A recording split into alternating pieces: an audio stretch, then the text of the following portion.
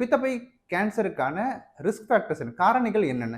சரி, எது ஒண்ணுனாலும் ஒரு காரணிகள் இருக்க தானே செய்யும். இதுக்கான மோஸ்ட் காமன் ரிஸ்க் ஃபேக்டர் அப்படின்னு பார்த்தீங்கன்னா, Khel stones, persistent Khel ஸ்டோன்ஸ்ம்பாங்க.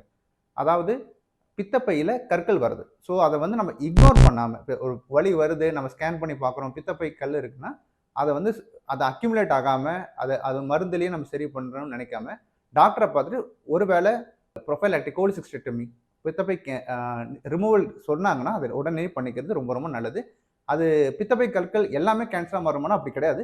But அது கிரானிக்கா இருக்க அந்த இடத்துல ஒரு இரிட்டேஷன் இருந்துட்டே இருந்ததுன்னா, அது வந்து கேன்சரா மாறுறதுக்கான வாய்ப்புகள் அதிகம்.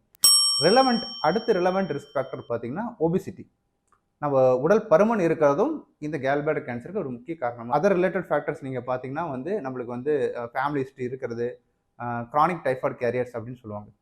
ஸோ இதுக்கான வைத்திரி, அதாவது வேற எங்கேயும் பரவாம அந்த ஒரே ஒரு இடத்துல மட்டும் கேன்சர் இருக்கும் பட்சத்தில், நம்மளுக்கு இதை ஆப்ரேஷன் பண்ணி கீமோதெரப்பி கொடுத்து இது கண்டிப்பாக குணப்படுத்தலாம். இது ரொம்ப அட்வான்ஸ்டாக இருக்குது, லோக்கலி அட்வான்ஸ்ட், அங்கேயே கொஞ்சம் அதிகமாக இருக்கும் பட்சத்தில் அதை கீமோதெரப்பி கொடுத்து அடுத்து சர்ஜரி பண்ணி நம்ம எடுத்துக்கலாம்.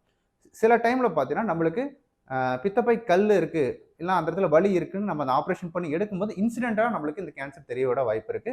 அதுக்கப்புறமும் மறுபடியும் ஒர்க் அப்லாம் பண்ணிட்டு வேற எங்கேயும் பரவாத பட்சத்தில் நம்ம அதை கீமோ கொடுத்து மறுபடியும் ஆப்ரேஷனோ இல்லை ஃபர்ஸ்ட் ஆப்ரேஷன் கொடுத்துட்டு கீமோ கொடுக்குறதோ அதுக்கான தீர்வாகும்.